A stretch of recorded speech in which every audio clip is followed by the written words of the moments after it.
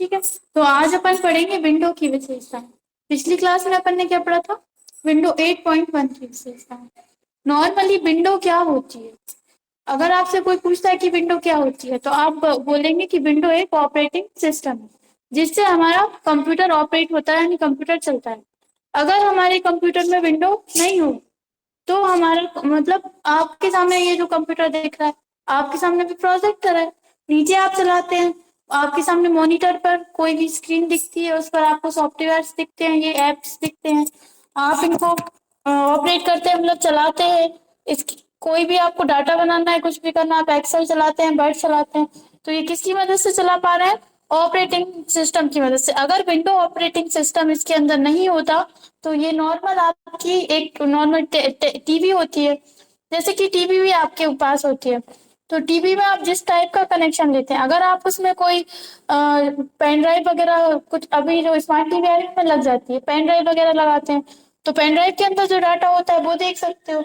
अगर आप उसमें केबल कनेक्शन लगवाते हो जैसे डिक्स वगैरह, तो आप उसमें जो डिक्स पे जो भी आता है वो देख सकते हो, लेकिन आप उसको निकाल दो, फिर इसके बाद आप जो D2H वगैरह होती है वो लगाते हो तो उसमें वो दिखता है।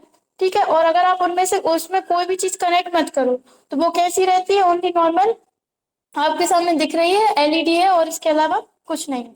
तो इसी तरह से अपने पास ये जो एलईडी है, ये जो होता है ये तो मॉनिटर होता है, अभी जो आपके सामने दिख रहा है ये तो प्रोजेक्टर है, लेकिन जो आप आपके सामने चलाते हैं, कंप्यूटर चलाते हैं, उसके आपके सामने जो टीवी टाइप की दिखती है वो तो मॉनिटर होता है। कंप्यूटर कहाँ होता है फिर? कंप्यूटर क्या होता है? मिलाकर बनता है, लेकिन मेन जो होता है वो होता है आपका सीपीयू, जिससे अपना कंप्यूटर चलता है। उसके अंदर विंडो इंस्टॉल होती है, विंडो इंस्टॉल नहीं होगी तब भी आप नहीं चला सकते। ऑपरेटिंग सिस्टम क्या होता है? आपके कंप्यूटर को, आपके मोबाइल में भी ऑपरेटिंग सिस्टम होता है। आपने देखा होगा अलग अलग कंपनी का होता है, कोई कोई कोई से एंड्रॉइड होते हैं, आईफोन होते हैं, ये सभी क्या है? ऑपरेटिंग सिस्टम है। ठीक है, अब ऑपरेटिंग सिस्टम कौन कौन से होते हैं, और अपन विंडो यूज करते हैं। विंडो ही क्यों यूज करते हैं? आपने हर जगह देखा होगा, आप कहीं भी चले जाइए, आपको हर जगह विंडो ऑपरेटिंग सिस्टम ही मिलेगा, मतलब ये वाला ही मिलेगा। चाहे उसका वर्जन चेंज हो सकता है, विंडो 10 हो सकती है, विंडो 8.1 हो सकती है, विंडो 7 हो सकती है, और या फिर अगर कोई सी भी न्यू विंडो आ गई हो वो हो सकती है। ठीक है, तो ऑपरेटिंग सिस्टम क्या होता है?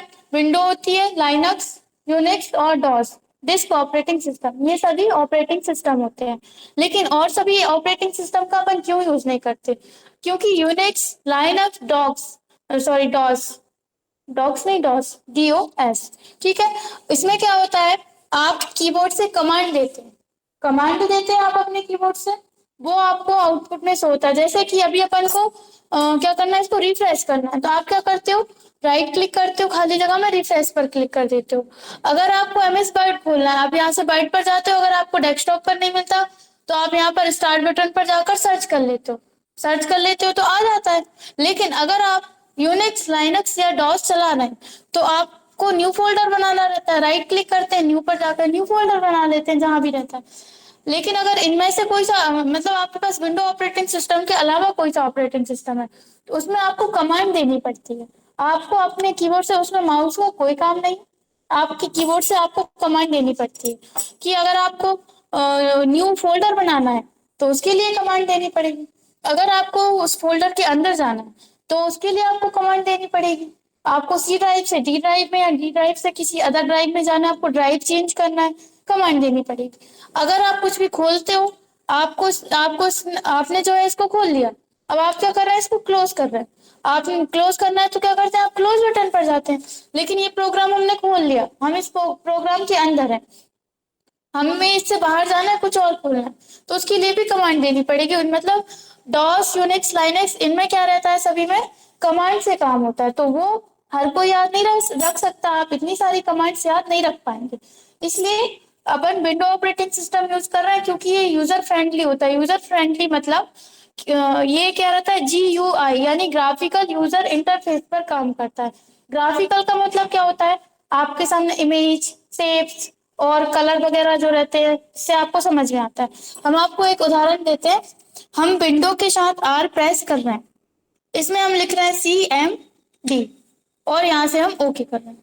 आपको ये जो दिख रहा है ये है डॉस, कमांड प्रॉम्प्ट बोलते हैं, ये है डॉस, इसके अंदर लिखा हुआ दिख रहा है सी यूजर्स आईसीआईसी।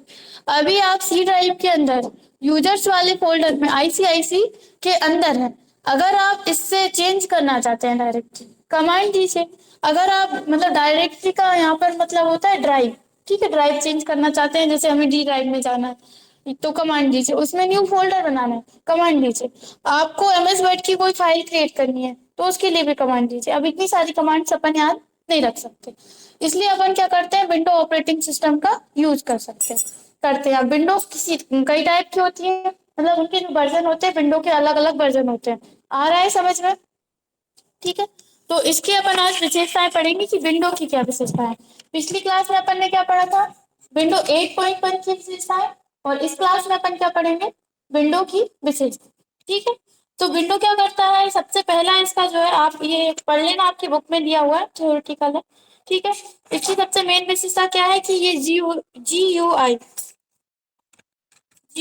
आई यानी कि ग्राफिकल यूजर इंटरफेस। ठीक है, आपके सामने सभी चीजें ग्राफिकल के माध्यम से आती है, मतलब ग्राफ के माध्यम से दे रहा है कि आपको ये समझ में आ रहा है। अगर इसके नीचे नाम भी नहीं लिखा होगा इस फाइल के नीचे, तब भी आपको समझ में आ जाएगा कि ये किस चीज की फाइल है, मतलब कोई सी भी फाइल है, जैसे कि एक्सेल की फाइल है, आपको ये आप ये बता सकते हैं कि एक्सेल की फाइल है। ठीक है, इसी तरह से ये है, आप बता सकते हैं ये इमेज है। ठीक है, क्योंकि ये आपको दिख रहा है सामने कि कैसा है। अगर आपको इसको ओपन करना है तो आप क्या कर सकते हैं, डबल क्लिक करके कर सकते हैं। अगर कि कोई जो है न्यू स्टूडेंट आया जिसने कंप्यूटर बिल्कुल भी नहीं सीखा, और उसको एक बार या दो बार बताया, उसको आ जाता है, वो ऑटोमेटिक चला सकता है। आप ऑटोमेटिक चला सकते हो कि ये इसके नीचे लिखा हुआ है, ये क्या लिखा हुआ है, न्यू माइक्रोसॉफ्ट एक्सेल। आप इस पर डबल क्लिक करके एक्सेल खोल सकते हो। इसके नीचे क्या लिखा हुआ, पेंट, तो इसका मतलब है कि पेंट वाला जो सॉफ्टवेयर है, इस पर आप डबल क्लिक करके ओपन कर सकते हो। माउस को आपको किस दिशा में ले जाना है, आप उस दिशा में ले जाकर कर सकते हो। ठीक है, तो ये रहता है। और दूसरी चीज इसमें मेन चीज रहती है OLE। OLE का फुल फॉर्म होता है object linking embedding. Object linking embedding आपने पढ़ा होगा, किस किस ने MS Word Excel PowerPoint पढ़ा है, पूरा पढ़ लिया, या फिर ओनली वर्ड पढ़ा है, या ओनली एक्सेल पढ़ा है, एक पूरा सॉफ्टवेयर पढ़ लिया, पढ़ा है? आपने उसमें पढ़ा होगा ऑब्जेक्ट वाला ऑप्शन इंसर्ट टैब के अंदर, पढ़ा है? क्या काम करता है?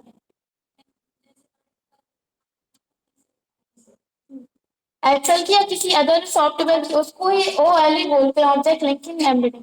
इसमें आपको विंडो ऑपरेटिंग सिस्टम के अंदर सुविधा दी गई है कि इसके अंदर जितने भी एप्लीकेशन या सॉफ्टवेयर होते हैं, वो सभी एक दूसरे से क्या होते हैं, लिंक होते हैं। किससे? ऑब्जेक्ट लिंकिंग एम्बेडिंग से। आप एक्सेल के अंदर वर्ड खोल सकते हो, वर्ड के अंदर एक्सेल खोल सकते हो। जितने भी आपके पास सॉफ्टवेयर है, आप इंसर्ट टैब में जाएंगे, यहाँ पे आपको मिलता है ऑब्जेक्ट ऑप्शन, ये, ठीक है, ऑब्जेक्ट, ये होता है ऑब्जेक्ट लिंकिंग एंड मीटिंग। आप इस पर क्लिक करेंगे, आपके सामने आपके कंप्यूटर के अंदर जितने भी सॉफ्टवेयर हैं आ जाते हैं। आप इसके अंदर वर्ड पे डॉक्यूमेंट खोल सकते हैं। पैकेज का मतलब है कि आप इसमें कोई भी पैकेज डॉक्यूमेंट जो भी है खोल सकते हैं। पावर पॉइंट खोलना है आपको, इसमें कोई माइक्रोसॉफ्ट ग्राफ चार्ट खोलना है, ठीक है, एक्सेल की वर्कशीट खोलनी है, आप ओपन ओके करेंगे तो डायरेक्ट यहाँ पर एक्सेल खुल जाएगा। आप देख रहे हैं डॉक्यूमेंट वन ऊपर लिखा हुआ है, लेकिन यहाँ पर क्या लिखा हुआ है, क्या दिख रहा है आपको, ये एक्सेल की, एक्सेल के मेन्यूज है। एक्सेल में आते हैं सभी ऑप्शन, पेज ले, ये फॉर्मूला, डाटा रिव्यू, और ये, ठीक है। तो आप क्या कर सकते हो, कोई भी आपको कैलकुलेशन करनी है, कोई लिस्ट बनानी है, आप यहाँ पर बनाओगे जो भी आपको इसमें करना है। ठीक है, बाहर क्लिक कर दोगे तो आप देखेंगे डायरेक्ट अब हम वर्ड में आ गए। ठीक है, अब आपको इसमें फिर से कोई एडिटिंग करनी है, कोई वर्क करना है, आप इसके ऊपर डबल क्लिक करते हैं, आपको ये वापस उसी में पहुंचा देता है, और वापस आप इसमें कोई भी एडिटिंग करनी है वो एडिटिंग करके वापस आप यहीं पर आ सकते हैं। अगर ये सुविधा नहीं होती तो क्या करना पड़ता, आपको अलग से एक्सेल खोलना पड़ता, उसमें वर्क करो, उस वर्क को इसमें लेकर आना पड़ता। लेकिन आप डायरेक्ट ऐसे लेकर नहीं आ सकते, कि आप या तो उसका स्क्रीनशॉट लेकर आ सकते हो, या फिर आपको यहाँ पर ही एक न्यू टेबल बनानी पड़ेगी। लेकिन ये क्या सुविधा दे रहा है कि आप डायरेक्ट इस पर डबल क्लिक करके एक्सेल में पहुंच जाएंगे, और बाहर क्लिक करके वापस वर्ड में आ जाएंगे, और फिर से डबल से एक्सेल में जा सकते हैं। तो ये होती है OLE यानी ऑब्जेक्ट लिंकिंग एम्बेडिंग। ठीक है, सभी सॉफ्टवेयर में आपको ये वाला ऑप्शन मिलेगा, एक्सेल में, वर्ड में, पावर पॉइंट में। अगर आप फोटोशॉप में जाएंगे और पेज मेकर में सभी में आपको ये मिलेगी। ठीक है।